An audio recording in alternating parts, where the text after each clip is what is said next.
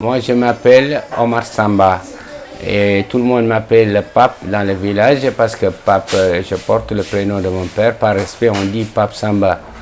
Donc, vous pouvez dire Pape Omar Samba. Je suis pêcheur de nature.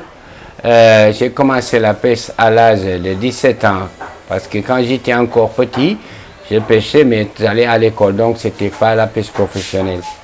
Alors à 17 ans, quand j'ai quitté l'école, donc je me suis mis à la pêche professionnelle parce qu'il fallait s'occuper de moi-même. Comme je ne voulais plus de l'école, mon papa m'a dit, maintenant tu t'occupes de toi tout seul.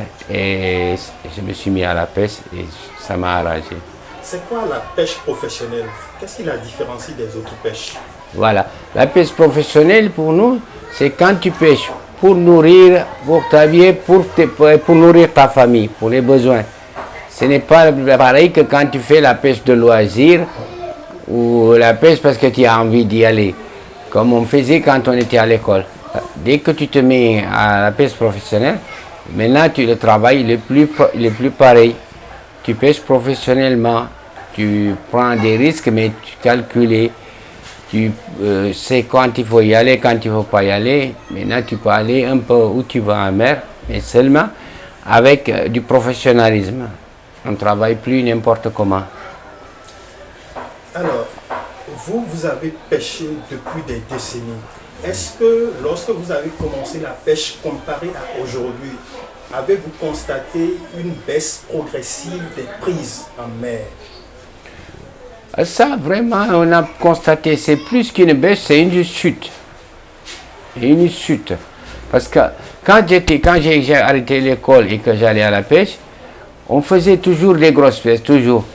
Tu pouvais aller avoir de l'argent, faire la fête et te dire, bon, demain j'y vais, j'ai encore du poisson, parce que le poisson, il est là.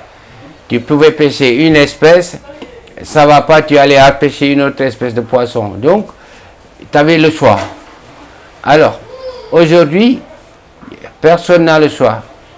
Le poisson qu'on disait qu'on n'en voulait pas, qui c'est des malades, c'est des poissons pour le chassage et tout. Aujourd'hui, c'est le poisson qu'on est obligé de manger. Donc ça a chuté d'une manière grave, très grave même. Parce que moi, si vraiment je savais que ça allait finir comme ça, j'aurais pu continuer mes études et faire autre chose. Ah oui?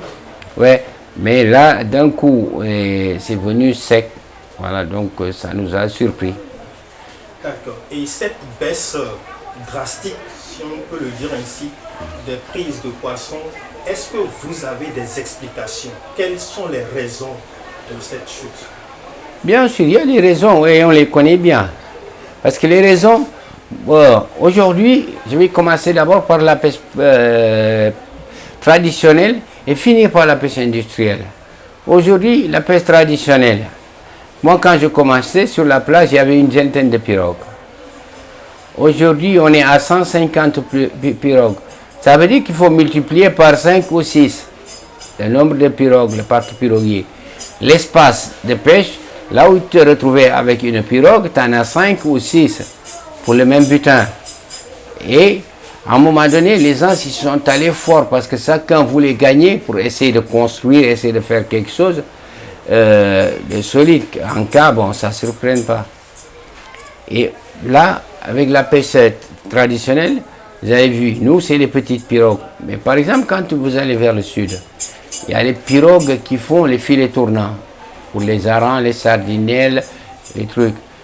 Avant, ils avaient des pirogues, bon, qui y allaient et qui prenaient, qui remplissaient un camion. Mais aujourd'hui, ils ont des pirogues, tu remplis 3 à 4 camions jusqu'à 5. Ils ont multiplié le volume. Même ce qu'ils font, par exemple, à un moment donné, il y a eu les poissons que les gens, quand le poisson il fraye, par exemple, il n'a pas envie de manger. Il navigue, il tourne en rond. Ils ont amené les monofilaments. Et quand ils ont amené le monofilament et ils ont fait des filets dérivants, il y a eu un gros massacre. Parce que les premiers pirogues qu'ils les ont fait, ils ont ramassé du poisson. Et des fois, le filet était tellement lourd qu'ils étaient obligés de le couper et de laisser l'autre partie s'en aller.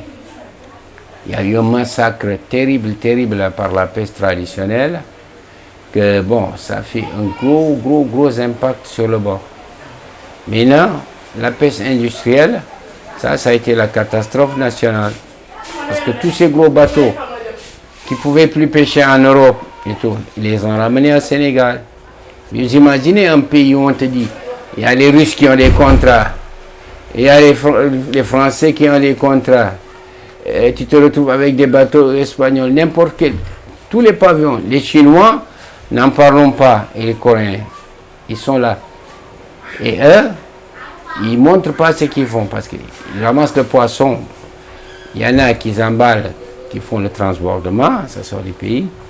Il y en a, une fois au port de Dakar, ce n'est pas vérifié, parce que bon, ils engraissent. Quand ils envoient les bateaux contrôlés en mer, ils y vont.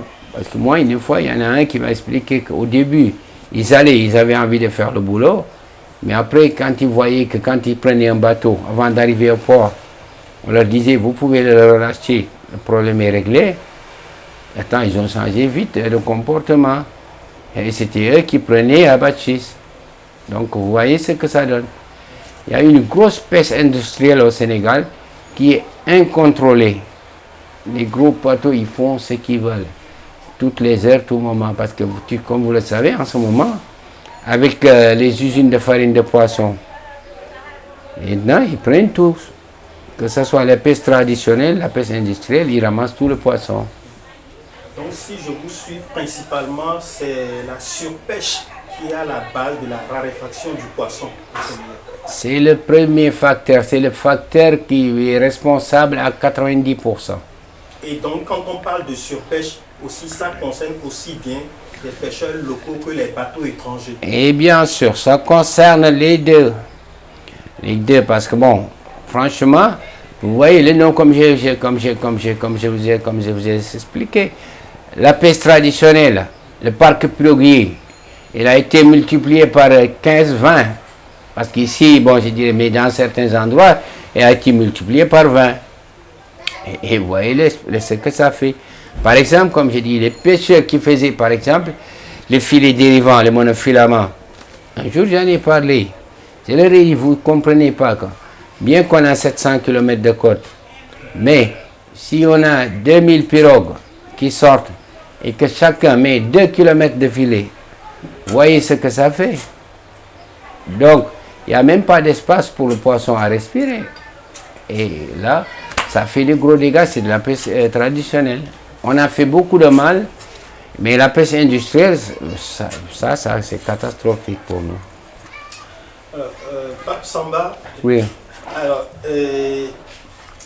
parlant de la raréfaction du poisson, ouais. Certains y voient un peu les effets du changement climatique. Est-ce que vous croyez à cette hypothèse-là? Cette hypothèse, moi, je crois pas trop. Parce que je vais dire pourquoi. Parce que le poisson, il est un peu comme nous. Dès qu'il ne se sent pas bien, il a tendance à se déplacer. Parce qu'avec le changement climatique, qu'est-ce qui est arrivé par exemple? Moi j'ai remarqué sur la côte, chez nous ici, sur les rochers, il est arrivé des espèces qu'on avait, mais que le poisson aussi mange. Parce que d'autres poissons ils mangent. C'est-à-dire, tu n'as plus ça, mais tu as autre chose. Par exemple, les moules. On n'en avait pas nous. Mais aujourd'hui, on en a des grosses. Et le poisson il mange. Certaines espèces ont disparu, mais il y a d'autres qui sont venues. Voilà. Et le poisson, par exemple, la température de l'eau. Moi, j'ai fait de la plongée sous-marine. Ça, j'en ai fait plus de 15 ans. Et je sais ce qui se passe. La température de l'eau, elle est idéale pour le poisson. Des fois, elle change un peu vite, mais elle n'est pas si radicale que ça. C'est-à-dire qu'il y a une surpêche et les gens, ils ne veulent pas en parler. Parce qu'à un moment donné, l'État avait parlé de programme de reconversion avec le projet Girmar. Mais bon, ils en ont parlé, ils ont fait écrire aux gens et faire les demandes, mais ils n'ont rien fait. Parce que ça, c'est des sous qui venaient des organisations internationales. Les sous, ils rentrent. Les gens, s'ils en parlent, ils font le papier, ils font les cachets, mais après, ils bouffent les sous. Les pêcheurs, ils continuent à être des pêcheurs. Et comme ils te disent, le climat.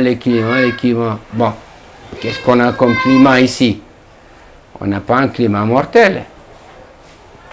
En ce moment, bon, il est presque favorable. Je me rappelle quand on était jeune, bien gamin, l'hiver, il était beaucoup plus froid que maintenant, comme ils te disent. Mais par contre, l'été aussi, il est un peu plus chaud. Donc, qu'est-ce qui se passe? Ça peut impacter le poisson, mais pas à ce point. Parce que le poisson, s'il est tranquille, il s'installe, il s'adapte.